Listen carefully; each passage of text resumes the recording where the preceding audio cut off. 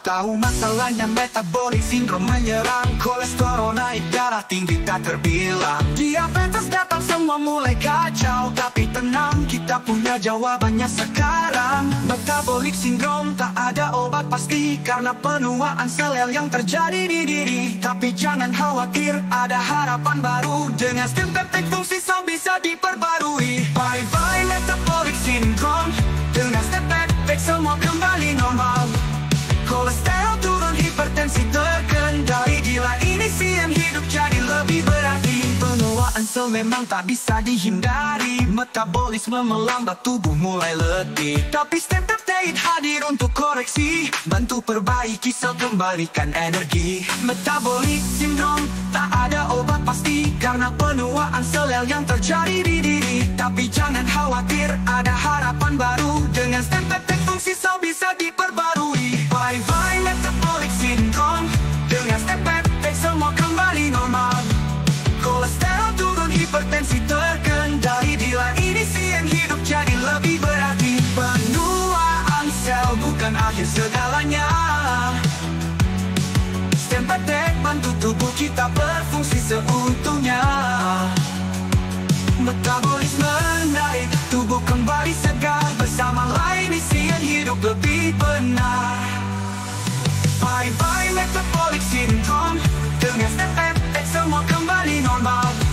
Kolesterol turun, hipertensi terkendali. Bila ini CM hidup jadi lebih berarti. Yeah, bye mesenoma. Fermented bila nyisain. Ayo mulai sekarang hidup sehat bersama. Bye bye metabolic syndrome. Baik, selamat pagi menjelang siang. Halo sahabat Lidation, dengan penuh semangat hari ini dan tentunya dengan penuh cinta. Kami berdua, saya Dr. Tuti dan Dr. Kurniati. Halo Sobat Lidation. Kita akan bongkar tuntas mengenai tuberkulosis. Ini musuh lama tapi ancaman yang nyata. Dan tadi sudah kita kenalan bersama Dr. Kurniati. Halo Tuti, Dr. Tuti, apa kabar? Iya, ini ya, kita selalu dipertemukan di event ditanya dokter ya, Dr. Kurniati ya, karena Dr. Kurniati juga sibuk nih ya.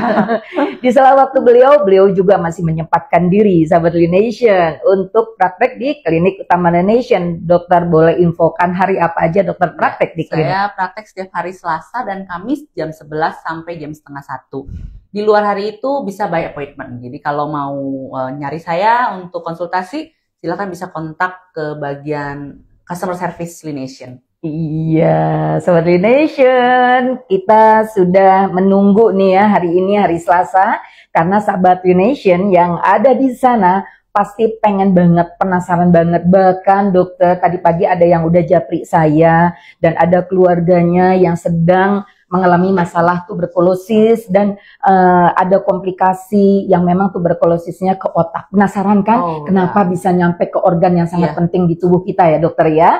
Baik sahabat Nation, langsung saja kita akan bertanya pada Dokter Kurniati mengenai seperti apa sih tuberkulosis dan bagaimana kiranya bisa kita tertular ya dok ya, terpapar dengan tuberkulosis. Boleh dokter, silahkan. Boleh. Tuberkulosis itu adalah penyakit yang masih ada dari zaman dulu sampai sekarang masih ada. Jadi kalau dilihat dari angkanya, Indonesia tuh urutan kedua di seluruh dunia. Kedua ya dok ya? Kedua dengan angka penderita tertinggi. Baik. Jadi juara satunya yang nomor satunya itu India, kedua Indonesia, kemudian Cina. Cina masih di urutan ketiga. Ya, jadi tadinya kita ketiga, terus kita naik. Oh gitu juara ya? Jadi juara 2. Karena saya masih ngebaca di urutan ketiga. Tapi sekarang update dari Dokter Kurniati itu kita naik peringkat. Tapi bukan peringkat yang peringkat baik ya dok ya? Betul, malah naik peringkat kedua. Jadi kalau kita Jawa Barat sendiri di Indonesia ranking 1. Oke, menakutkan ya dok ya? Iya betul. Nah jadi, sekarang kita pengen tahu tadi dok ya penyebabnya, dan karena kita menjadi Jawa Barat ini menjadi ranking 1, perlu kita waspadai dok ya terhadap seperti apa tuberkulosis, bagaimana penularannya? Ya, jadi tuberkulosis itu adalah penyakit infeksi yang disebabkan oleh bakteri Mycobacterium tuberculosis. Jadi dia bukan disebabkan oleh virus, bukan oleh jamur, bukan oleh alergi atau apa, tapi disebabkan oleh kuman yang namanya Mycobacterium tuberculosis. Gitu. Jadi khas.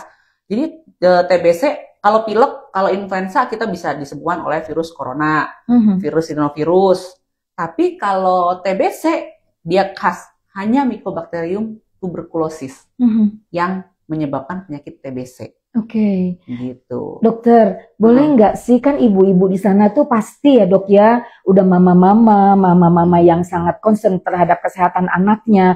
Bukannya kita waktu bayi itu kita sudah dapat vaksin BCG? Iya, betul. Apakah itu nggak cukup kuat bahwa nanti suatu saat akan terkena TB? Jadi vaksin kalau yang kecil tuh yang ada bekasnya, yaitu BCG. Itu adalah kuman TBC yang dilemahkan supaya kita memproduksi daya tahan tubuh. Oke. Kita sudah punya daya tahan tubuh, tapi pada saat dewasa tetap ada beresiko tertular. Jadi dok nggak perlu dong kita vaksin BCG. Oh enggak, kalau tidak divaksin BCG pasti lebih gampang tertularnya dibanding yang kita tidak vaksin sama sekali. Gitu. Jadi tetap itu melindungi kita, tapi tetap resiko terkenanya ada sekian persen. Ada, karena ada. Betul ya dok, karena memang kira-kira dokter, pertahanan apa saja sih yang dibutuhkan untuk kita tidak sampai tadi ya dok ya terkena TB? Iya, betul. Banyak sih, tapi yang penting daya tahan tubuh. Daya tahan tubuh ya dok ya. Kemudian kita harus, sebelum kita bagaimana cara mencegahnya, mungkin kita harus tahu dulu cara penularannya, gejala-gejalanya. Cara penularannya itu melalui droplet. Melalui, kalau zaman corona kita sering dengar juga ya, droplet. Kalau sering waktu lewat udara, betul lewat udara. Jadi kalau kita di kayak mereka pakai komputer atau apa bisa kelihatan tuh penyebarannya itu sama. Jadi pada pasien yang TBC itu penularannya lewat droplet. Jadi pada saat kita batuk, ada dahak yang keluar, muncrat, kita nyanyi, kita ngomong, muncrat. Itu tuh di dalam partikel dahaknya itu mengandung kuman TBC. Lalu kuman TBC itu secara tidak sengaja kita hirup, lawan bicara kita hirup, orang di sekitar kita hirup, itu masuk ke dalam tubuh kita, masuk ke dalam paru-paru kita. Nah disitulah mulai terjadi penularan TB. Tapi kalau misalnya daya tahan tubuh kita baik, daya tahan tubuh kita bagus, si kuman TBC itu bisa dilawan oleh kekebalan tubuh yang pada saat kita kecil kita dapetin itu. Tapi kalau misalnya kita terpaparnya sedikit, bisa tercover sama daya tahan tubuh kita. Tapi kalau kita terpaparnya lama, terus-menerus, nah itu yang nggak bisa ke-cover sama daya tahan tubuh kita. Makanya cara paling efektif supaya kita terhindar, jangan sampai terkena TBC adalah menghindari berkontak dengan orang TBC. Gitu. Jadi kalau kita tahu misalnya, si A kena TBC, kita jangan sampai berkontak terlalu lama. Iya, gitu. Nah ini kalau kata Dokter Kurniati, Sahabat The Nation, jangan sampai kontak terlalu lama. Tapi bagaimana ya dok? Karena ini kan kita ada keluarga nih yang terkena di dalam rumah. Itu apakah harus diisolasi sih ya kalau mengatakan kontak lama ya dok? Dan itu kan paling seringnya itu dengan orang yang terdekat ya dok ya? Betul. Yang jadi penularannya. Betul. Itu bagaimana menurut dokter? Ya, jadi kalau misalnya ada satu orang dalam keluarga kita, misalnya bapaknya dapat ketularan dari teman, bapaknya ke rumah, bapaknya pulang, bapaknya kan ternyata terdiagnosis TB nih, udah pasti positif TB. Nah, yang harus kita lakukan adalah pertama bapaknya diobatin. Benar-benar selain diobatin dia harus pakai masker. Gitu. Jadi kalau sampai diisolasi, sampai dia nggak boleh keluar rumah, nggak boleh keluar kamar sih enggak lah ya. Berarti itu mitos ya dok ya. Nggak perlu. Tapi bahwa dia harus disiplin menggunakan masker Kemudian dia kalau batuk atau dia berdahak, itu tidak boleh dibuang sembarangan. Gitu. Padahal kalau dia batuk ada kumannya gitu ya, dia harus pinter supaya jangan sampai itu menularkan kepada keluarganya. Tapi satu lagi, pada saat ada satu orang TB di rumah, itu keluarganya semua harus diperiksa. Gitu. Jadi satu kontak, satu positif di dalam rumahnya, misalnya ada 5 orang, termasuk ART-nya, termasuk supirnya, itu wajib diperiksa. Gitu. Ini Sobat Nation yang menarik nih ya, kalau kita membahas masalah kasus yang TB, kalau semuanya satu orang tadi dokter bilang yang sekeluarga itu harus diperiksa ya, itu karena satu itu kita harus men-screening 10 orang yang terdekat ya dokter ya. Betul. Bahkan sebenarnya idealnya kalau misalnya kita satu ruangan sama rentan TB, kerja kan lumayan lama ya, cukup lama. Apalagi kerja di ruangan ber-AC, sirkulasi udaranya nggak muter, itu tuh harusnya diperiksa. Oke. Dokter tadi kalau saya sempat membaca dok, yang memberitahukan bahwa angka TB ini terus meningkat ya dok ya. Betul. Bukan cuma di Indonesia teman-teman, tapi ini angka prevalensi di dunia ya. Betul. Kenapa dokter angka TB itu terus meningkat? Apakah untuk kasus tuberkulosis ini sulit untuk disembuhkan? Kenapa? Kalau kita lihat dari 3 negara tadi ya, India, Indonesia, Cina, ada satu kesamaannya dok. Apa? Kesamaannya adalah sama-sama berpenduduk padat. Kepadatan penduduk, betul. Jadi karena kepadatan penduduk, rumahnya jadi lebih kecil. Rumahnya jadi lebih kecil, jadi tinggalnya juga rumah lebih kecil, sirkulasi udaranya nggak bagus. Jadi kalau ibaratnya ketemu itu lagi, lu lagi, jadi satu rumah. Kemudian sirkulasi udaranya jelek. Itu menyebabkan penularannya jauh lebih gampang. Penularannya jauh lebih gampang, dan apalagi kita kadang orang kalau batuk itu tidak memakai etika batuk. Jadi batuk ini. Padahal kan sebenarnya kalau kita batuk ditutup dengan tisu, sapu tangan, atau dengan siku lengan, betul. Ya. Padahal sebenarnya TBC itu adalah penyakit yang bisa sembuh sempurna, bisa benar-benar kamu dinyatakan sembuh, tidak TBC lagi gitu. Lain cerita kalau kita bilang darah tinggi kan nggak bisa sembuh ya, seumur hidup minum obatnya. Tapi TBC itu bisa sembuh. TBC itu bisa sembuh. Harapan baik nih buat kita semuanya ya dok ya. Betul. Jadi kenapa cuman itu? Ya itu karena orang kadang pertama dia tidak tahu dia TBC, dia tidak periksa, jadi dia tidak berobat dan dia terus menularkan. Dia menularkan gitu. Dan kemudian nggak minum obat karena dia nggak tahu kalau dia kena. Gitu. Nah, sebelum nih ya sahabat Lination, kita akan membahas mengenai pengobatan, tapi kita pengen tahu nih gejala dan kira-kira untuk deteksi dininya dok. Gejalanya seperti apa yang sangat spesifik untuk TB? Ya, TBC itu kalau yang kita ketahui gejala utamanya adalah batuk yang lama. Batuk lebih dari 2 minggu. Batuk lebih dari 2 minggu itu dia intens batuk terus.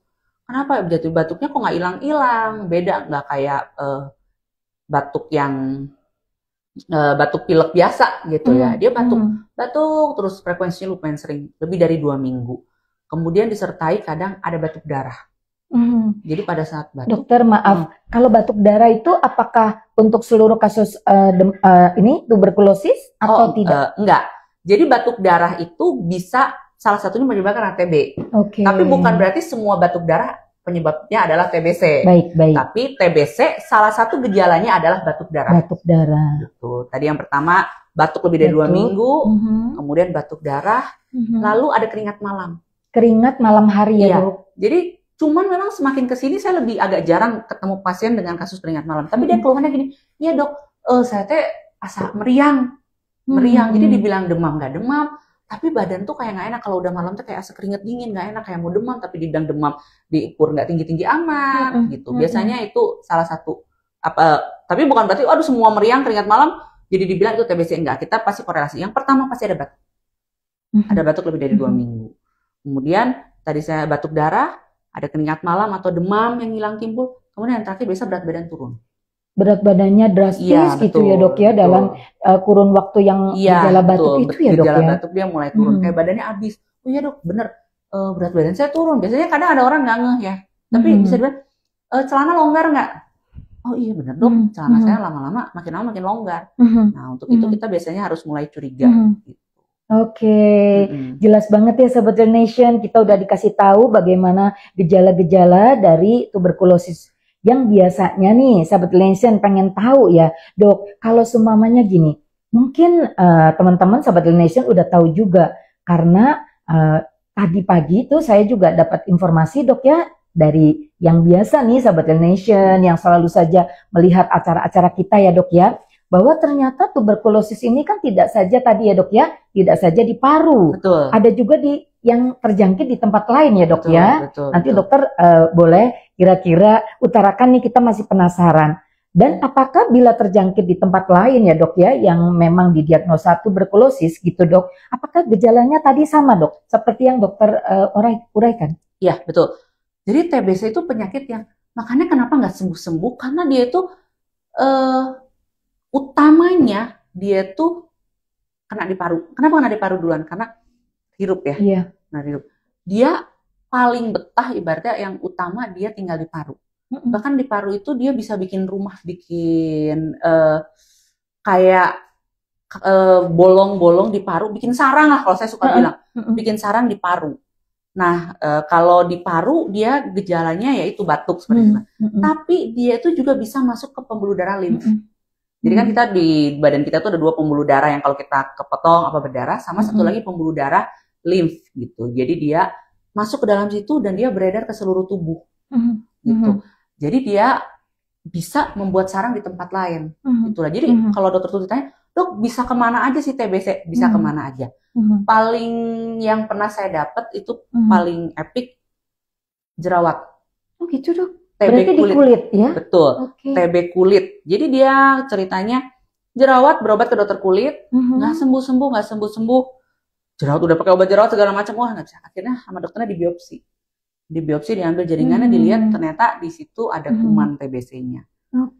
Lalu sekarang yang belakangan memang kalau lihat kasus di rumah sakit, TBC yang banyak juga adalah TBC perut.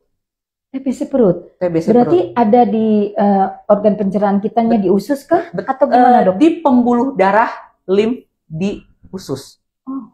Gitu. Keluhannya seperti apa? Keluhannya seperti sakit mah, dokter Tuti. Jadi sakit mah berobat bolak-balik kok sakit mah, sama dokternya diobatin sakit mah, udah sembuh-sembuh, udah minum akhirnya di USG. Setelah di USG dilihat ternyata ada pembekakan kelenjar getah bening. Ya sorry tadi Kak, limf itu kalau bahasa awamnya KGB, kelenjar getah bening. Kita suka ada kelenjar, TB kelenjar gitu. Jadi dia menyerangnya, dia masuk kan ikut aliran kelenjar getah bening itu bersarang di perut, di pembuluh darah, di kelenjar getah bening yang ada di perut gitu. Selain itu yang sering juga salah satunya kelenjar. Kan kita sering bilang ada sakit kelenjar, kelenjar. Nah, itu atau pembengkakannya dok betul, bengkak gitu ya. Betul. Tapi nggak semua bengkak di kelenjar itu penyebabnya karena TBC, tapi seringnya disebabkan oleh TBC. Gitu. Lalu di mata bisa. Mata betul. Jadi biar kabur tapi pas dicek ada gambaran khas TBC di matanya. Gitu. Nah, Sobat Nation, banyak banget ternyata ya yang kita sudah dapat informasi nih dari Dokter Kurniati. Cuma kita penasarannya, kita kulik lagi aja pertanyaannya. Belum ada sesi bertanya ya. Sebentar ya, Sobat Nation. Oh, sudah ada? Sudah ada. Oh, ada 2. Apakah kita jawab dulu ya, Dok ya? Boleh. Iya, baik. Silakan. Dari Kaludi Ahmad. Hai dok, mau bertanya gejala awalnya seperti apa ya jika terinfeksi TB? Gejala awal yang paling khas itu batuk. Batuk nggak sembuh-sembuh. Yang udah lebih dari 2 minggu gitu. Biasanya ya terus ya ada keringat malam, ada demam yang nggak jelas dibilang demam tinggi juga enggak. Tapi demam gitu ya, nggak normal badannya, suhunya nggak normal. Paling sering ya itu batuk.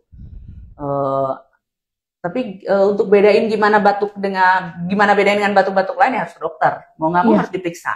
Gitu. Itu sih gejalanya. Ada satu lagi dari Kak Suryani Fania. Halo dokter, mau tanya, apakah TB itu ada hubungannya dengan faktor genetik? Misalnya bapaknya dari bayi pernah terpapar TB, itu nantinya anaknya kemungkinan bakal kena juga enggak ya? Enggak. TB bukan penyakit turunan. TB itu tidak, jadi karena bapaknya TBC, anaknya bisa keturunan kena TBC, tidak.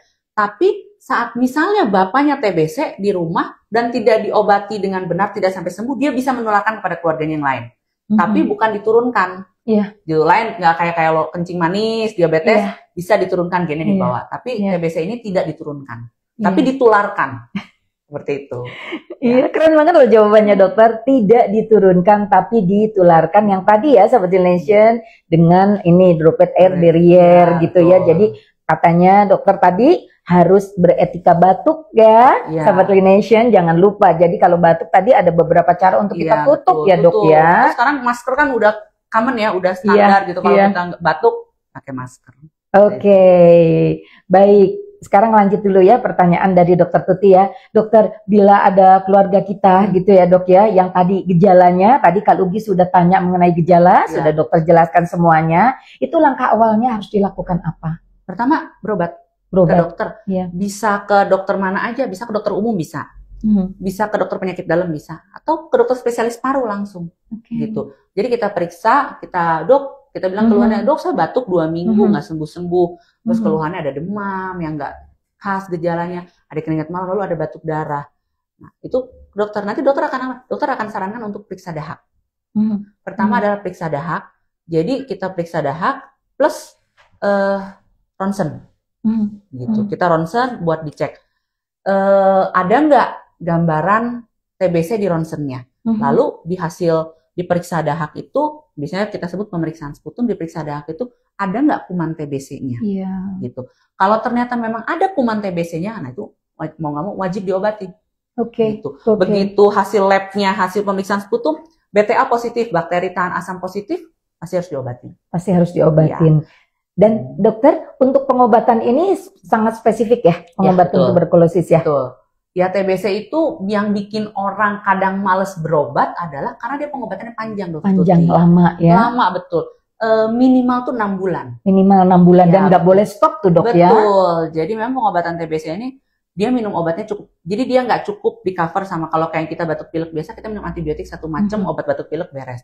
Obat TBC ini karena dia kumannya khas, dia tuh harus di cover oleh 4 macam obat antibiotik. Cuman sekarang udah maju. Kalau dulu orang harus minum satu-satu. Sekali makan tuh bisa 6-7 tablet. Sekarang nggak, mereka udah obatnya digabung jadi satu. Jadi sekali minum sesuai dengan berat badan 1 atau 2 tablet. Kalau seukuran kita mah biasanya 3 tablet. Sekali minum 3 tablet. Dan itu tuh harus diminum selama 6 bulan. Selama 6 bulan. Kalau belum selesai 6 bulan, biasa kita bisa perpanjang sampai 9 bulan. 9 bulan. Betul. Tergantung berat ringan kah? Tergantung lamanya tadi, pengobatan tadi? Ekstra paru atau paru. Jadi kalau paru dia 6 bulan. Kalau di luar paru dia 9 bulan. Yang ekstra paru itu yang tadi ya dok, yang dianalisa itu kelenjar, kepala, kulit, ya sampai ke perut, usus tadi, maksudnya perut usus, tadi ya dok. Iya. Saya jadi baru ingat, appendicitis, usus buntu juga bisa disebabkan salah satunya oleh kuman TBC. Jadi appendicitis TB. Jadi si kuman TBC-nya menginfeksi kelenjar getah bening di usus buntunya. Usus buntu itu kan usus buntu kita tuh ada kelenjar getah bening. Nah, kelenjar getah beningnya itu kumannya tuh bikin sarang di usus buntu kita. Dia meradang, bengkak, itu juga TBC. Kita sebutnya TBC usus. Oke. Dok, bagaimana menurut dokter terhadap kedisiplinan dari pengobatan dok? Karena kalau saya juga baca ya dokter gitu, kita tidak boleh henti sama sekali sekurun waktu 6 bulan. Ataukah tadi ya sahabat Lination, dokter sudah jelas sekali ada TBC yang memang ada TB ya, tuberkulosis. Kita kalau umum memang suka bilangnya TBC ya dok ya, tapi sekarang sih TB ya. Iya, TBC tuberkulosis. Nah itu dokter yang membedakan tadi antara yang kita itu harus rutin gitu dok ya, lalu dinyatakan sembuh, dan ada kiranya yang nanti bisa bagaimana kalau pengobatan ini nggak tuntas, lalu terus berhenti karena maaf dokter, banyak yang menginformasikan bahwa pada saat pengobatan tuberkulosis ini itu tidak nyaman ya dok. Tadi walaupun sudah dibuat simple gitu dok ya, sekarang dalam satu obat itu bisa ada 3 macam tadi ya dok ya, tapi rasa tidak nyaman, ada gangguan pencernaan dan lain-lain. Itu seperti apa dok? Ya, jadi pengobatan TBC itu kita bilang nggak boleh putus. Jadi nggak boleh lupa, setiap hari di jam yang sama, di waktu yang sama kita harus minum obat itu. Jadi sebenarnya di jam yang sama, jadi misalnya kalau pagi terus, kalau siang terus, malam terus. Nggak boleh misalnya saat hari ini pagi, besok siang, besok malam, itu nggak boleh. Kenapa dok? Itu tuh supaya bekerjanya 24 jam. Gitu. Jadi bisa kita sarankan untuk pasien pagi, bangun tidur, perut kosong kita minum. Dia idealnya obat TBC ini dia lebih bekerja dengan maksimal pada perut kosong. Tidak terganggu oleh enzim pencernaan. Setelah kita makan obat TBC, 1 jam kemudian baru kita boleh makan. Betul. Jadi nggak boleh. Kadang kan kita ada minum obat, begitu selesai minum obat langsung kita makan. Ini nggak boleh. Jadi memang obat TBC ini harus 1 jam setelah kita menelan obat baru kita boleh makan. Tapi boleh minum air putih boleh. Setelah 1 jam baru kita boleh makan. Atau dok, tapi obat TBC ini sering menyebabkan gangguan lambung, sakit mah. Jadi gimana kalau pasien yang sakit mah? Jadi makan dulu, 2 jam setelah makan baru kita minum obat TBC. Oke. Gitu. Itu cara yang pertama, itu yang wajib. Dan obat TBC itu tidak boleh putus. Hari ini makan, besok nggak makan, atau aduh hari ini makan terus 2 hari kemudian lupa nggak makan, itu nggak boleh. Dia harus rutin tiap hari. Dok, tapi lupa kadang, gimana dong? Makanya pemerintah tuh punya program yang namanya PMO. Jadi kalau di puskesmas, pasien-pasien ada yang TBC, pengawasan betul, maksudnya dok ya? pengawas menelan obat. Oh, sampai segitu ya dok ya? Iya betul, karena memang angka kematian TB ini tinggi, cukup tinggi. Untuk angka kematian. Angka Tadi kematian. angka kejadian tinggi, Ya, ini angka kematian pun betul, tinggi. Betul. Jadi kemarin kalau saya nggak salah lihat, saya baca dalam 1 jam itu di seluruh dunia bisa ada 11.000 orang yang meninggal karena TB. 11.000 orang dalam 1 jam. Dalam 1 jam seluruh dunia karena TBC. Gitu.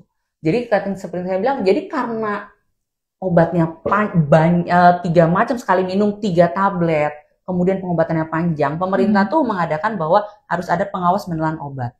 Jadi biasanya di puskesmas diajarin, misalnya yang kena adalah bapaknya, istrinya yang jadi pengawas menelan obat. Ataupun orang yang serumah, tinggal serumah, anaknya yang mengingatkan, atau misalnya anaknya yang kena, ibunya yang mengingatkan. Jadi harus dipastikan bahwa si pasien ini tiap hari minum obat. Gitu. Kemudian biasanya dipantau sama puskesmas. Biasanya kita akan kasih per 2 minggu untuk, karena pengobatan panjang 2 bulan pertama dia penyesuaian dengan efek samping obat. Memang seperti yang kata Dokter Tuti katakan, obat TBC ini cukup banyak, cukup sering efek samping obatnya. Cuman bukan berarti bahwa tidak bisa diminum, maksudnya tidak ada obatnya ya. Biasa kita akan kasih obat-obat yang sesuai dengan keluhan pasiennya. Paling sering adalah mual. Biasanya kan kita kasih tambah obat mual. Kemudian kencingnya warna merah. Jangan takut, karena itu adalah bagian dari warna obatnya. Karena warna obatnya itu merah. Kemudian ada 1 macam obatnya, dia memang dibuangnya lewat urin, dia jadi warnanya merah. Tapi nggak usah takut gitu. Kemudian yang kalau ditanya yang paling serius adalah obat TBC ini lumayan toksik untuk liver, gitu. Jadi biasanya bisa didapetin pasiennya kuning, gitu. Itu kalau semamanya dalam jangka waktu rutin ya dok ya, yang tadi fungsi livernya terganggu gitu, atau karena memang maafnya ya dok, kadang-kala kan pasien ini walaupun sudah ada PMO ya untuk pengawas minum obat nih, kadang-kala kita yang sangat sulit itu kan kedisiplinan ya dok ya. Nah, apakah bila pasien ini tadi tidak disiplin gitu ya dok ya, tidak disiplin terus berhenti terus tadi gitu ya dok ya gitu, istilahnya harus mulai dari awal lagi atau bagaimana menurut informasi dari dokter? Jadi kalau kuning bukan disebabkan karena kadang kita minum kadang kita enggak, bukan atau kadang jangka panjang enggak. Jadi memang livernya aja enggak kuat untuk menerima obatnya. Jadi bisa rutin, biasanya gejala dalam 2 minggu pertama biasanya kelihatan kalau pasiennya kena efek samping obat, gitu. Kuning, jadi gimana dong kalau kuning? Biasanya kita stop dulu, kemudian nanti dimulai dengan dosis kecil dulu, gitu. Jadi itu sih nggak usah, tenang aja gitu, bahwa nanti akan diatur sama dokter penyakit dalamnya, biasanya sama dokter spesialis parunya. Bahkan sebenarnya untuk dokter umum yang sudah dapat pelatihan TB, itu tuh bisa mereka tahu cara pengobatannya, gitu.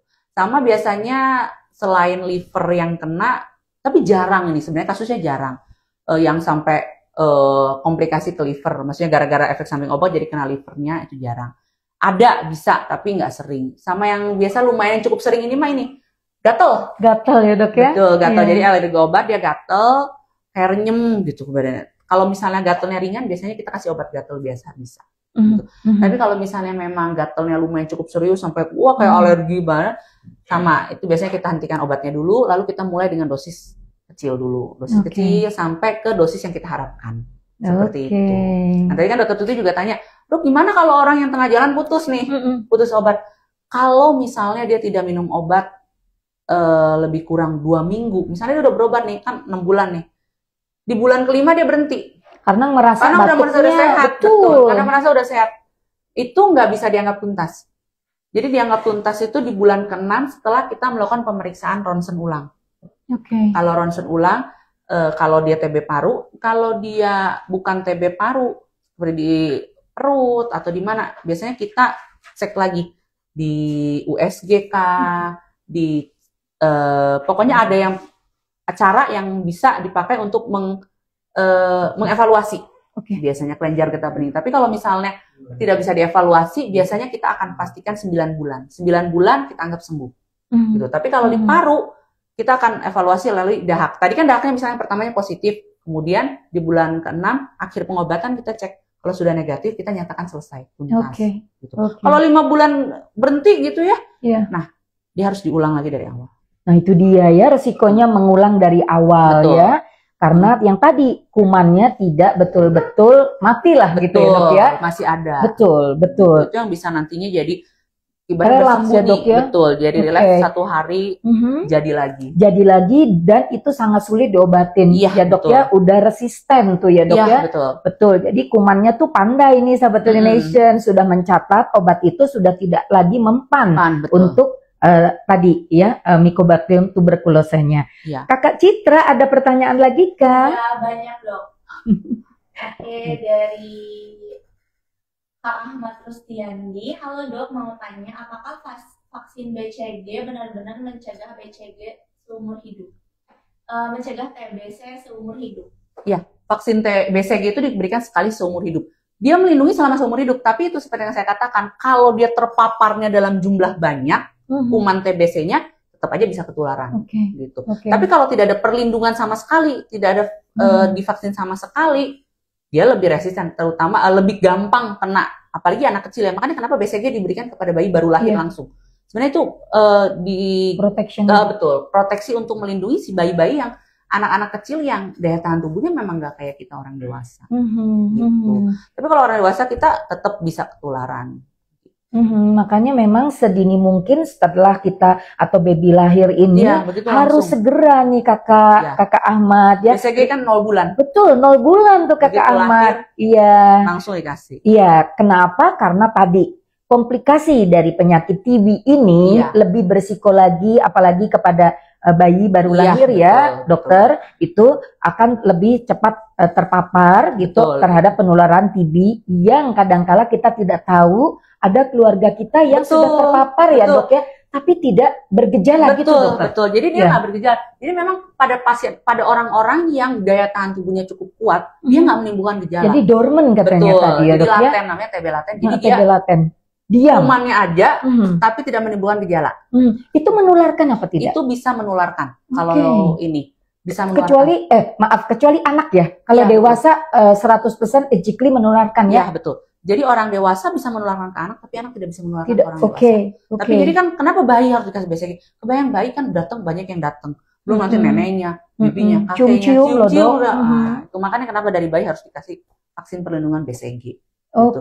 Supaya karena kalau bayi dengan daya tahan tubuh dia yang masih belum kuat, rentan, dia terpapar kuman TBC, kalau nggak divaksin, dia benar-benar lebih ibaratnya lebih gawat daripada kita yang udah dewasa gitu kalau kena. Iya, oke. Kakak Citra lanjut untuk pertanyaannya. Dari Kak Sheina Munel 06, bagaimana pencegahan TB dari keluarga yang terjangkit TB? Oke, seperti yang saya bilang sama aja dengan yang orang TB. Pertama, pasien yang positif TB harus diobatin. Itu wajib, nggak bisa ditawar. Yang kedua adalah pakai masker dia di rumah. Mau nggak mau dia harus pakai masker. Dok, pakai masker 6 bulan yang bener aja gitu. Nggak. Jadi TBC ini dia dalam waktu berdasarkan penelitian pengobatan 2 minggu saja sudah memberikan hasil yang signifikan. Gitu. Jadi dalam 2 minggu dia sudah mengurangi penularannya. Gitu. Jadi si kuman TBC-nya itu sudah sangat sedikit. Gitu. Nanti biasanya kan seperti yang bilang tadi. Pertama kita cek dahaknya positif. Setelah pengobatan 2 bulan kita cek dahaknya lagi. Cek dahaknya kalau udah negatif dia udah nggak menularkan sama sekali. Meskipun pengobatan harus lanjut sampai bulan ke-6 ya dokter ya. Jadi kalau misalnya dari keluarga ada yang positif TB, apalagi dahaknya positif, biasanya kita selama 2 bulan pertama diharapkan dia pakai masker. Gitu. Pakai masker, tidur bersama boleh nggak dok? Silahkan kalau misalnya memang kamarnya terbatas. Tapi ya kalau bisa pakai masker.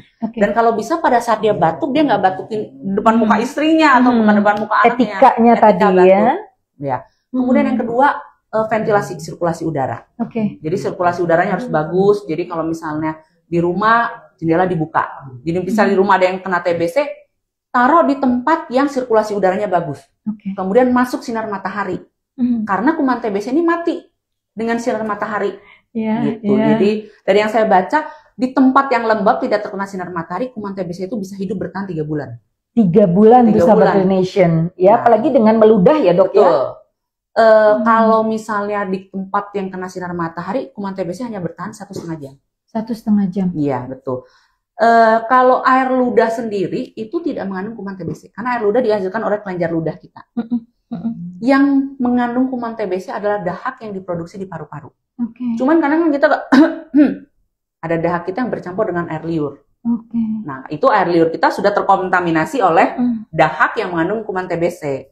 Tapi kalau peralatan makan perlu nggak dipisah? Sebenarnya by teori nggak perlu, karena peralatan makan kan kita air ludah ya. Air ludah itu tidak mengandung kuman TBC. Cuman kalau saya pribadi, saya nggak mau ambil resiko itu. Karena pada saat makan kan kita batuk. Saya juga nggak mau kena bareng gitu ya. Kadang kita suap-suapan atau gimana. Jadi sebaiknya tidak. Meskipun secara teori dia tidak mengeluarkan melalui air ludah. Tapi kita siapa yang bisa jamin pada saat dia batuk nggak ada dahak yang masuk ke dalam makanan itu, gitu. Tuh, jadi sebaiknya pisahkan alat makan. Cucinya gimana? Cuci biasa dengan air sabun, air mengalir, nggak perlu jadi alat makannya dipisah, dibedain itu nggak perlu. Gitu. Jadi itu yang pasien yang positif TB diobatin pakai masker, taruh di tempat yang sirkulasi udaranya bagus, kena sinar matahari. Lalu alat makan mungkin pada saat makan tidak sharing, seperti itu sih. Itu sih pencegahan. Apa yang harus kita lakukan kalau ada pasien TBC di rumah? Iya, lanjut pertanyaan Kak Citra. Satu dari Kak Intan Tania, yang dok, apakah orang yang terkena virus TBC bisa sampai kritis yang cukup lama dan apa penyebabnya? Ya, oke, sebetulnya saya ralat pertanyaan bukan virus ya. Ingat tadi TBC bukan kuman itu bukan virus, tapi dia adalah bakteri Mycobacterium tuberculosis. Bisa TBC itu bisa melakukan kematian. Seperti saya bilang tadi, 1 jam 11.000 orang meninggal di seluruh dunia. Kenapa? Karena dia lambat diobati, lambat terdeteksinya, menunda pengobatan. Itu. Kemudian kadang pengobatannya nggak tak patuh, atau dia memang kena kuman TBC yang kebal obat yang tadi. Jadi bisa nggak pertama kali, dok saya nggak pernah kena TBC sebelumnya, tapi saya kena kuman yang kebal, bisa. Jadi karena saya minum obat TBC tadi saya kena kuman TBC yang standar nih ya, yang biasa yang bisa diobati dengan obat antibiotik lini pertama kita bilang. Tapi kemudian saya nakal, saya nggak nyelesain pengobatannya. Kuman yang di dalam saya berevolusi, dia bermutasi menjadi kuman yang resisten terhadap obat lini 1. Lalu saya bergaul dengan misalnya dokter Tuti. Dokter Tuti akan terkena kuman saya yang sudah kebal obat. Jadi dokter Tuti tidak bisa lagi pakai obat yang pertama tadi. Maka dokter Tuti harus pakai langsung obat yang lini kedua. Sedangkan obat lini kedua itu jumlahnya lebih banyak macamnya. Lebih banyak lagi. Dan efek sampingnya juga lebih berat. Gitu. Itulah mengapa kita harus disiplin. Makanya saya bilang kenapa saya angkat topik ini. Karena TBC itu kita tuh Indonesia tuh juara 2. Juara 2. Banyak banget kasusnya di rumah sakit gitu. Dan obatnya itu murah. Obatnya itu gratis dokter Tuti dari pemerintah. Ya, karena tadi ya resiko untuk menularkannya tinggi. Iya, betul. Jadi obatnya itu gratis. Yang kita perlukan adalah disiplin minum obatnya. Gitu. Kenapa bisa sampai kritis? Ya itu mungkin dia dapat kumannya yang sudah kebal obat yang lini pertama. Atau dia daya tahan tubuhnya rendah sekali.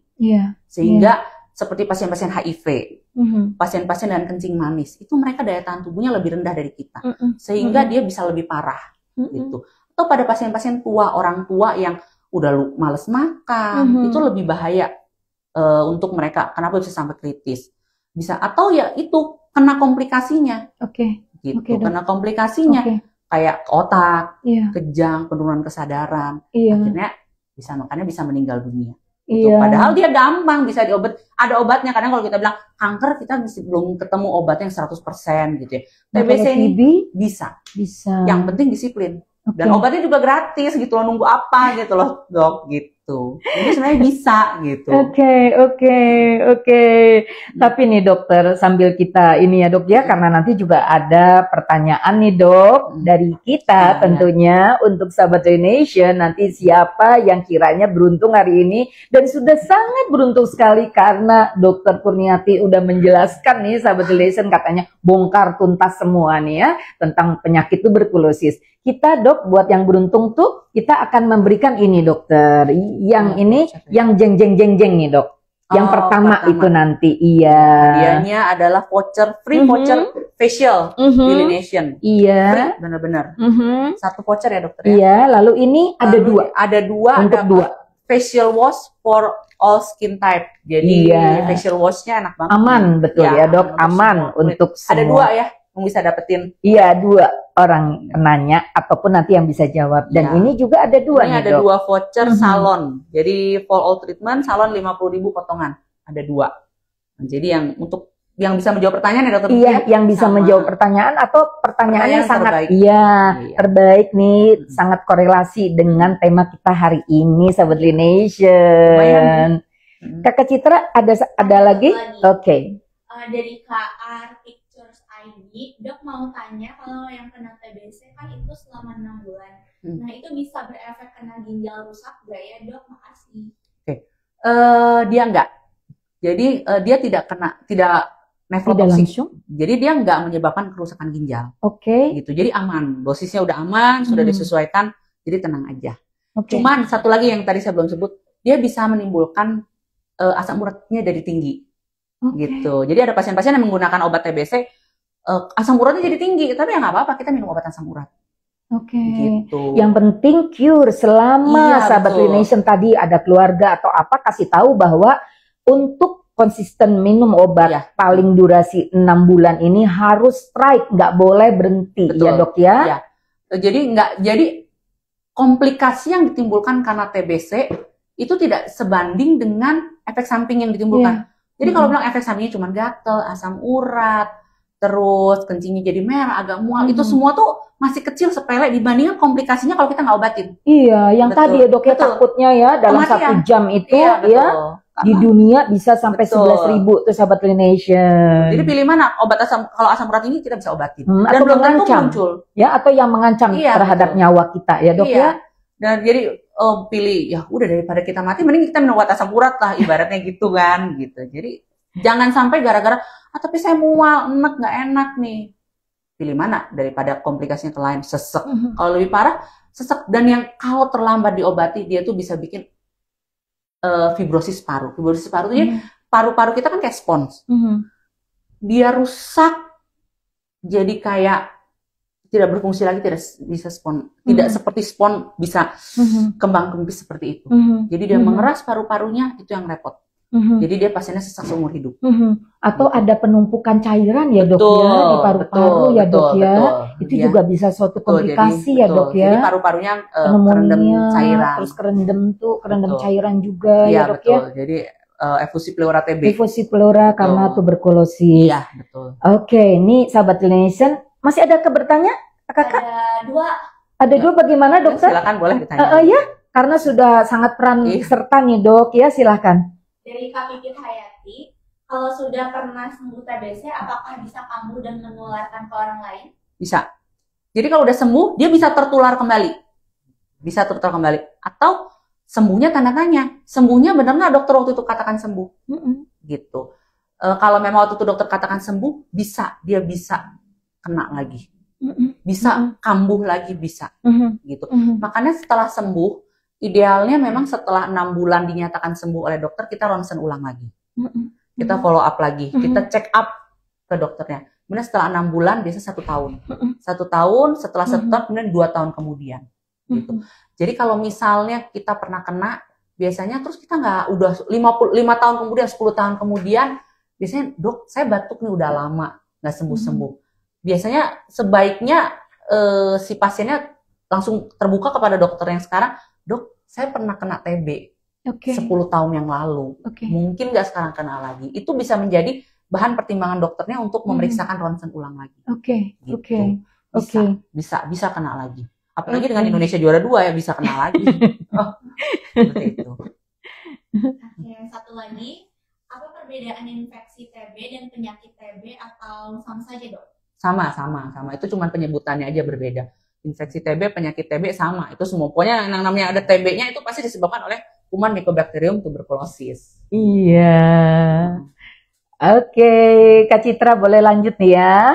Sambil Kak Citra mungkin juga mau bikin pertanyaan nih buat sahabat Lination ya. Oke, kita langsung pertanyaan. Mbak, ini sudah ada. Oh, sudah ada. Baik. Tapi saya mau tanya, Dok. Tadi karena menyangkut bisa relapse ya, bisa muncul kembali. Ini kadangkala juga apalagi kan ini kasus TB itu tertinggi. Bahkan Indonesia tuh ranking 2 gitu ya, peringkat kedua. Selain memang tadi dok ya pengobatan yang orang tuh nggak konsisten. Ya. Ini dokter, kadangkala di masyarakat tuh muncul stigma ya dok ya. Suka malu kalau kita bilang TB, bener nggak sih dok? Iya benar, saya sering Terus dapat dijauhin gitu. Ya, Gimana betul. menurut dokter? Ya makanya edukasi itu penting. Makanya sebenarnya kalau kena TB nggak usah malu gitu. Ya bukan berarti juga kita bilang saya kena TB, saya kena TB. TB itu kalau dulu identik dengan ibaratnya katanya penyakit orang yang nggak punya karena gizinya buruk, kemudian dempet-dempetnya. Iya betul. Tapi pasien saya banyak juga. Kebetulan saya ada praktek juga di klinik paru. Itu orang kaya juga kena dokter Tuti. Oh gitu ya, gitu. ini yang mau ini kayaknya betul Jadi, ya kayak maafin ya, kayak penyakit orang tidak mampu gitu ya, padahal tidak ya dok padahal ya. Enggak, ya bayangin aja kalau di Jawa Barat ranking 1 nih kita. Saya pernah dengar perbandingannya 2:1, dalam 3 orang, 2 orang TB, 1 orang normal.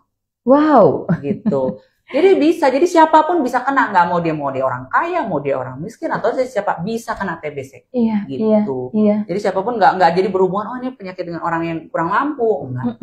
Gitu. Sekarang siapapun bisa kena. Malah saya sering dapat pasien-pasien gini, dia wawancara kerja, tes kesehatan, tahu-tahu sama HRD-nya dibalikin berobat dulu aja. Jadi dia datang berobat loh, ternyata dia TBC. Badannya gagah. Saya ingat waktu itu orang muda, gagah, masih 20-an gagah. Gendut badannya kayak kayak ini mas kita ini. Dok, saya kok bisa sih, saya nggak ada keluhan apa-apa. Bisa. Ya, itu yang tadi, dia nggak sadar kalau dia tuh ada kuman TBC. Karena daya tahan tubuh dia bagus, jadi dia nggak bergejala. Bisa. Gitu. Dan saya selalu bilang, orang-orang yang merokok harus ekstra hati-hati. Iya. Karena kekebalan paru dia nggak sebagus orang yang tidak merokok. Jadi hati-hati nih yang merokok, hati-hati nih teman-teman. Dia akan lebih rentan kalau misalnya hari ini saya TBC, sebelah saya ada 2 orang, 1 ngerokok, 1 nggak ngerokok. Kemungkinan yang ngerokok resikonya lebih tinggi kena, lebih gampang kena daripada yang tidak merokok. Jadi yang merokok lebih tinggi daripada yang tidak merokok. Gitu iya, ya, nge-vape juga nge-vape rokok. Sama ya dok ya. Nah ini menyangkut prevalensi nih dok, angka kejadian pada laki-laki atau pada wanita yang tinggi. Karena kan merokok sekarang kan maafnya dok ya, laki-laki, perempuan juga banyak. Tapi pada gender ini pada laki-laki atau pada wanita? Berdasarkan studi kasus penelitian lebih banyak laki-laki. Laki-laki juaranya. Tapi ya kalau lihat sekarang perempuan juga iya tadi ya dok ya, karena perempuan juga sih, kalau kata saya laki perempuan hampir sama kan. Cuman kalau by penelitian itu kan angka ya. Bisa aja kebetulan pada saat itu sampelnya yang diambil lebih banyak, sampelnya menunjukkan si laki-laki. Tapi kalau menurut saya sekarang sama, laki perempuan bisa kena. Jadi karena perempuan merasa lebih banyak laki yang kena, jadi saya lebih tenang. Enggak, sama aja gitu. Gitu. Dok, waktu kita masih banyak juga, bagaimana dokter boleh sambil kita nunggu siapa nanti nih ya di akhir daripada acara kita, siapa yang beruntung. Tapi dokter semua hari ini beruntung. Dokter tuh kalau menjelaskan tuh dengan detail, saya paling senang kalau nge-host di Tanya Dokter nih bersama Dokter Kurniati. Yakin banget nih teman-teman ya, karena beliau tuh sangat kompeten banget untuk ngejelasin. Jadi teman-teman jangan ragu kalau mau ada konsultasi bersama Dokter Kurniati, datang ke Klinik Utama Lination. Bahkan di luar jam praktek beliau juga meluangkan waktu ya dokter ya.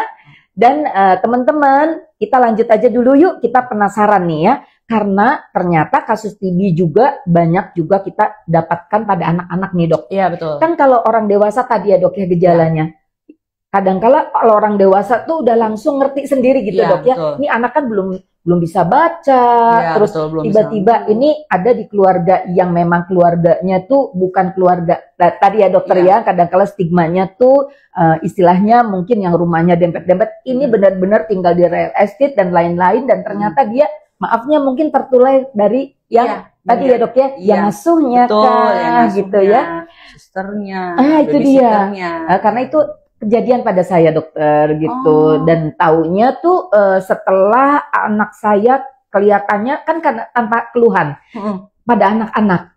Nah, seperti apa dokter kalau sebenarnya kita pengen lebih aware lagi ya dok terhadap tadi penularan pada anak-anak? Itu Ya. seperti apa yang dokter sarankan? Jadi untuk mendiagnosis seseorang anak TBC atau bukan tuh lebih sulit daripada orang dewasa. Dia nggak melulu dari hasil ronsen. Kemudian anak tuh lebih susah berdahaknya, menghasilkan dahak yang ideal untuk diperiksa. Jadi kalau untuk mendiagnosis anak ini berat TBC atau bukan, ada kriterianya. Dia scoring, pakai sistem scoring. Jadi misalnya berat badan tidak naik selama beberapa bulan. Kalau tidak naik berarti dia positif berapa. Nah, lalu kemudian ada tes Mantoux. Jadi si anak itu dimasukin cairan yang berisi kuman TBC yang udah dilemahkan, lalu kita baca dalam 48 sampai 72 jam. Kalau dia positif, dia merahnya, lingkaran merahnya lebih dari 10 mm. Itu skornya nambah lagi. Kemudian riwayat kontak yang paling penting.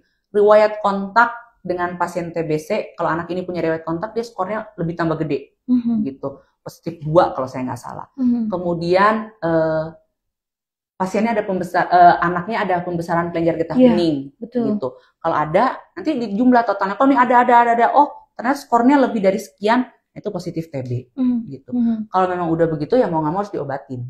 Gitu. Berarti diobatinnya yang tadi juga ya dok ya, Iya, obatnya bukan sama. cuma anaknya, Bukan cuma tapi iya. juga yang menularkan Betul, tadi. kita ya. harus cari siapa yang Iya. menularkannya. Jadi karena Iya. nggak mungkin anak tuh ujuk-ujuk dapat sendiri dari luar, Iya. karena anak kan pasti bergaulnya sama orang dewasa. Jadi Oke. wajib satu rumahnya di screening, di screening TBC, dicek orang tuanya, kakek neneknya, pokoknya yang tinggal serumahnya, pengasuhnya termasuk. Pasti dicari siapa. Gitu. Pengobatan TBC pada anak dengan pengobatan TBC pada dewasa itu kan sama dok? Sama, beda dosisnya aja. Beda dosis Iya, aja. betul. Ya. Baik. Dan Lamanya tadi- juga sama. Lamanya sama, 6 bulan sampai ke 9 bulan tadi Iya, ya dok ya? tergantung lokasi. Oke. Makanya kenapa kalau pada anak tuh kita cara mendiagnosisnya lebih sulit, nggak segampang itu gitu. Iya. Karena Iya. memang kasihan kan anak minum obat sebanyak itu dari usia kecil. Jadi memang benar-benar ketat banget sampai benar-benar anak ini terdiagnosis TBC. Gitu. Apalagi dok, kalau sebenarnya kan TBC pada anak ini sangat sulit untuk screening ya dok Iya, ya, betul. gitu. Tidak menunjukkan gejala yang khas Iya, nih Sobat betul. Donation. Nanti tiba-tiba dia males untuk makan Iya. ya dok ya, gitu. Bahkan kadangkala kalau kita cek untuk anak masih kecil-kecil tuh, yang pertama kali dideteksi tuh ada kelenjar atau tidak betul. ya dok ya? Iya, betul. Jadi bukan keluhan batuknya, Iya, karena betul. mungkin tidak terjadi keluhan batuk bisa saja Betul, ya dok ya. bisa. Cuman ya Oke. gitu, tidak semua kelenjar pada anak kita curiga TBC. Oke, Gitu. oke. Jadi kalau anak-anak kan sering radang tenggorokan, kalau kita sudah amandel, itu tuh bisa infeksi saluran telinga, itu tuh bisa ada kelenjar-kelenjar yang besar. Makanya kalau misalnya memang ada kelenjar, dulu buat mastiin silakan ke dokter. Silakan ke dokter anak biasanya memang. Ke dokter anak untuk memastikan bahwa ini TBC atau bukan. Oke. Pokoknya kalau udah curiga-curiga, aduh kenapa anak saya malas makan, terus ada kelenjar, jangan tunda, bawa langsung ke dokter anak. Iya, dan ya memang ya dok ya gitu, kadangkala maaf dokter, sekalian saya ingat juga nih Sahabat Nation juga, kayaknya mama-mama nih juga, kadangkala kita cuma dikasih tahu sama dokternya tuh, anak kita flek gitu, apakah yang didiagnosa ada flek di paru-paru, apakah sama dengan anak kita kena TB dok? Itu memang, jadi kalau istilah zaman dulu suka dibilangnya flek, ada flek. Nah biasanya saya untuk menggali itu flek atau bukan, kalau dari cerita pasien, saya akan tanya, itu fleknya diobatinnya 6 bulan nggak? Oh gitu ya dok. Jadi kalau ya? diobatinnya 6 bulan itu pasti TBC. Oke. Tapi enggak sih dok, waktu itu cuma kata dokternya minum obat 1 minggu udah sembuh. Oh berarti itu fleknya bukan TBC. Oke. Jadi saya juga sebenarnya dokter-dokter zaman sekarang udah lebih terbuka sih, karena bilang TBC ya TBC gitu. Iya. Kalau bukan TBC dia nggak akan sebut flek. Iya. Flek karena pneumonia kuman biasa juga sebutnya flek gitu. Flek itu kan maksudnya kayak ada semacam bercak di parunya gitu. Itu bisa bercak TBC atau bisa bercak non TBC. Oke. Tapi untuk makanya kalau kita sebagai orang tua atau kita sebagai pasien, kita harus lebih pintar. Dok, ini flek itu maksudnya TBC atau bukan? Gitu loh. Kan udah dapat pengetahuan dari sini. Jadi kalau batuk, dokternya bilang ini flek. Dok, fleknya flek TBC.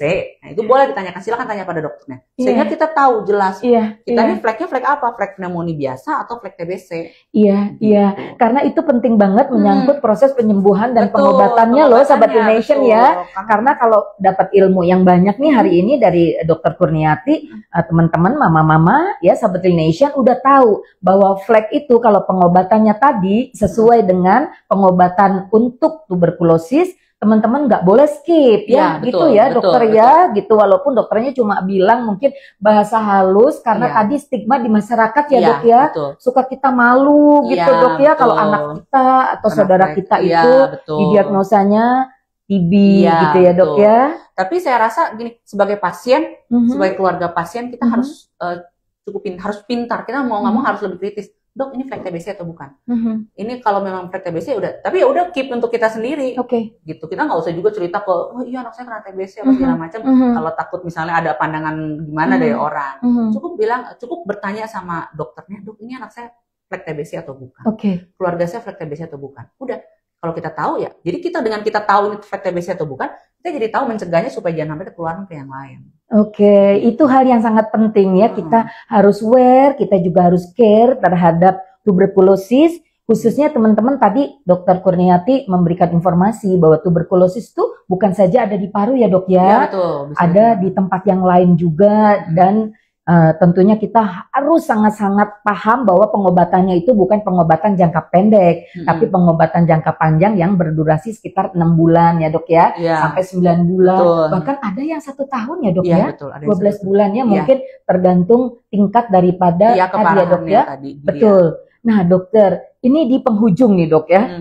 Kita masih punya 6 menit lagi sebelum kita mau. Penasaran kalau sama Dokter Kurniati ini rasanya pengen bergandengan terus. Sahabat Nation bener ya. Pokoknya enak banget beliau untuk memberikan informasi, ngasih insight juga kepada kita. Penasaran kita nanya. Dok, bagaimana dokter kita dengan tuberkulosis ini hubungannya dengan gaya hidup? Ya, tadi saya udah singgung dikit ya. Pertama, kita harus makan makanan bergizi. Makan makanan yang bergizi. Makan makanan bergizi supaya daya tahan tubuh kita bagus.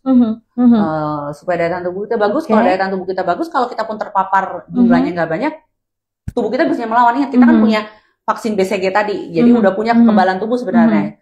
Cuman kadang kalau kita dapatnya banyak atau kita lagi drop, itu bisa kena. Jadi adalah pertama makan bergizi. Makan yang bergizi. Supaya daya tahan tubuhnya bagus. Yang kedua, rumah kalau bisa punya sirkulasi udara yang baik. Sirkulasi udara yang baik, kemudian masuk sinar matahari. Yang ketiga, jangan merokok.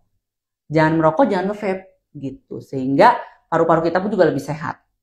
Yang keempat adalah pada saat kita batuk, kalau kita sakit, kita nggak sehat, kita pakai masker.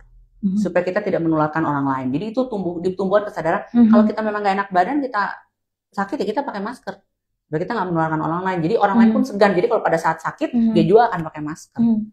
Saya itu sih yang penting. Dok, kalau dokter memberikan pesan dok untuk kita tadi mencegah penularan terhadap masyarakat di sekitar ya dok ya. Selain yang tadi ada nggak dok? Bila kita masyarakat tuh kayaknya sudah ada tadi dok gejala-gejala yang muncul, apa pesan dari dokter? Kalau sudah ada gejala yang muncul, jangan tunda, segera berobat. Berobat Berobat ke bisa dokter umum, dokter penyakit dalam, dokter paru. Paling gampang adalah berobat ke puskesmas, dokter Tuti. Ke puskesmas juga bisa gitu. Jadi maksudnya kalau misalnya memang, aduh dananya terbatas, cuman ini, silahkan ke puskesmas. Pemeriksaan TBC-nya, cek dahaknya, semua itu gratis. Ditanggung oleh pemerintah. Obatnya juga gratis, ditanggung oleh pemerintah. Itu sih. Jadi jangan tunda, segera. Karena Indonesia tuh juara 2 seluruh dunia dan Jawa Barat nomor 1. Oh maafnya bukan Bandung ya, Jawa Barat ya dok. Jawa Barat nomor 1. Tapi saya pernah waktu itu dapat angka, cuman itu memang udah tahun 2000 sekian, bukan yang terbaru. Bandung tuh memang juara 1. Bandung juara 1 ya. Juara 1. 2000 pokoknya pas sebelum Covid ya 2019 waktu itu belum Covid. Itu tuh datanya Indonesia udah juara 2, Jawa Barat juara 1, Bandung itu juara 1 di Jawa Barat. Gitu. Jadi Itulah makanya pemerintah gencar banget supaya kita mau tahun targetnya adalah 2030 Indonesia bebas TBC. 2030. Ya, jadi kita menjelang 5 tahun lagi, Dok. Iya, bisa itu, harusnya. Oh ya, jadi bukan cuma peran serta dari dokter-dokter yang sering mengadakan penyuluhan, tapi tentunya tadi ya, karena ini adalah katanya maafnya ini kan sangat mudah banget menular ya. Jadi teman-teman juga harus jadi duta nih, ya Dok ya. Pertama di lingkungan kita dulu ya. Habis itu bagaimana kita bisa mengedukasi di masyarakat ya Dok ya. Karena tadi bisa bergejala atau tanpa gejala ya. Dokter, kalau kita di akhir dari perjumpaan kita dokter, yang tentunya kita kepingin semua teman-teman nih Dok ya, untuk bisa tahu mengenai apa sih kita tahu lebih dini untuk mencegah ya Dok ya. Katanya kan lebih berat daripada kita mengobati ya. Iya betul. Dokter, pesan-pesannya dokter nih yang kira-kira harus banget teman-teman semuanya aware bagaimana Dok terhadap penyakit TB. Pokoknya begitu ada gejala yang tadi saya sebutkan, jangan tunda, segera periksakan ke layanan kesehatan terdekat. Dan ingat, pengobatan TBC itu harus tuntas. Jangan berhenti di tengah jalan meskipun merasa badan udah lebih enak. Itu tuh membantu banget supaya mengurangi angka penularan TBC. Gitu. Jadi begitu ada gejala langsung berobat. Kemudian setelah benar ternyata positif, jangan putus obat. Itu aja pesan saya sih. Baik, Sobat Indonesia, Dokter Kurniati nggak kerasa ya kita ya dari jam 11 nggak kerasa. Kita jam 11 nih tepat jam 12.00 Sahabat Indonesia. Selamat tentunya untuk yang pemenang hari ini, dan kita apresiasi juga untuk Dokter Kurniati yang 1 jam ini all about nih ya mengenai TB, sudah memberikan banyak penjelasan kepada kita, dan mudah-mudahan nih ilmu yang diberikan oleh beliau itu menambah wawasan kita mengenai penyakit yang sangat menakutkan dan penularannya juga begitu masif ya. Mudah-mudahan kita tadi lebih baik kita mencegah, bahkan tidak sama sekali untuk kita tahu lebih dini mengenai tuberkulosis. Baik, Dokter Kurniati, terima kasih banyak. Ilmunya sangat bermanfaat. Mudah-mudahan bermanfaat untuk yang mendengar sehingga bisa membantu berperan dalam mengurangi angka penularan TB. Baik, Sobat Nation dan Sobat Nation, say goodbye. Terima kasih. Sampai jumpa dan salam sehat, Dokter. Salam sehat.